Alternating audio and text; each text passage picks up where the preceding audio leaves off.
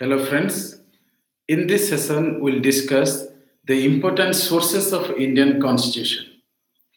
You see, Indian Constitution is the most detailed and systematic constitution around the world, and it is the longest constitution you can say, and it has lots of impact in a modern democratic setup. So let's discuss the sources. You just see here we are having sources and features. So first of all, Government of India Act 1935. We have borrowed Federal Scheme, Office of Governor, Public Service Commission. Right, these are the important things.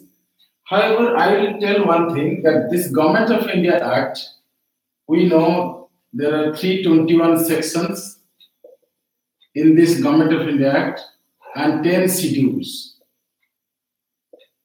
We know this. And we have to remember that Indian Constitution mostly influenced by this Government of India Act 1935. This is the important thing we have to keep in mind.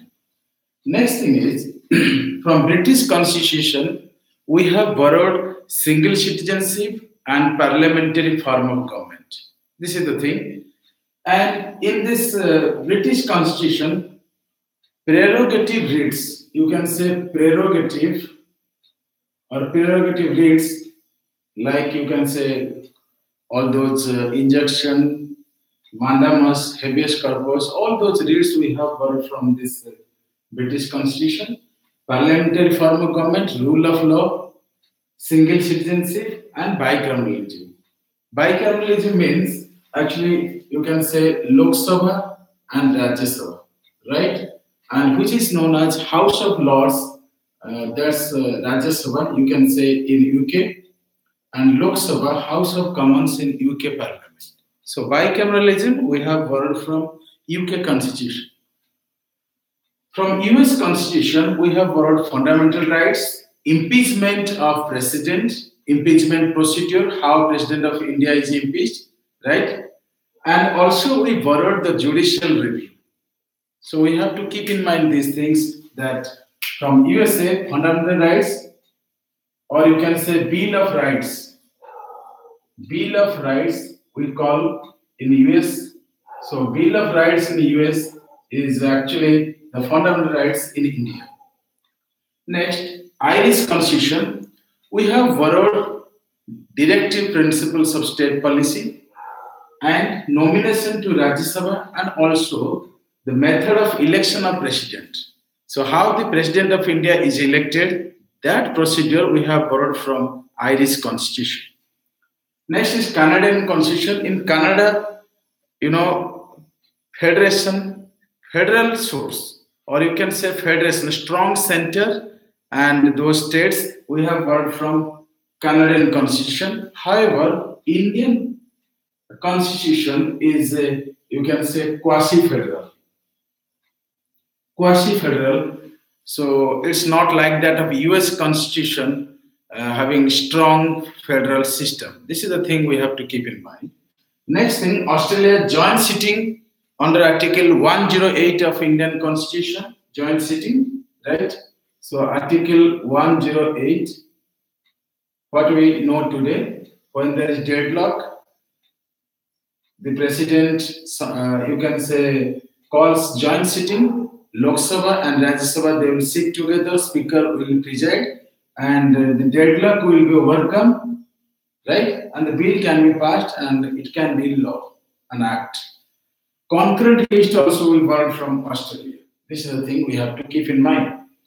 From Weimar Constitution, Germany, Weimar Constitution, we have borrowed that during emergency, fundamental rights, few fundamental rights suspended. So we have to accept your right to life, all those things. So certain fundamental rights are suspended during emergency. That provision we borrowed from Weimar Constitution.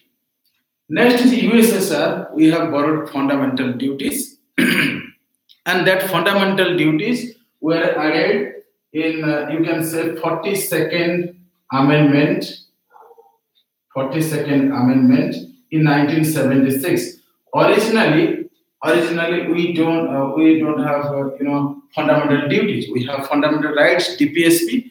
So Part 4A of Indian Constitution was not there originally in the Constitution, and it was added in, you can say, 1976, 42nd Amendment. We call this 42nd Amendment also mini constitution, because why we call this mini constitution? Because there are drastic changes in the Constitution of India. So that's why we call this 42nd Amendment as mini constitution, right? And next is French Constitution, liberty, equality, and fraternity. All those brotherhood, right to equality, equal opportunity, and liberty, freedom, we have borrowed it from French Revolution. French Revolution in 1789, French Revolution, we know this. So from French Revolution, the ideals of liberty, equality, and fraternity we have borrowed. And next is South Africa Amendment Procedure. There is, there's a provision under Article 368. Under Article 368 of Indian Constitution, there is a provision for amendment, correction. That procedure we have borrowed from South Africa, right? And last one is Japanese Constitution, procedure established by law. The procedure established by law we have borrowed from Japanese Constitution. So these are the important things you have to keep for exam point of view, also from general understanding. Every citizen must understand the Constitution, the sources, and what are those articles. So wish you happy learning. Thank you very much. Thank you.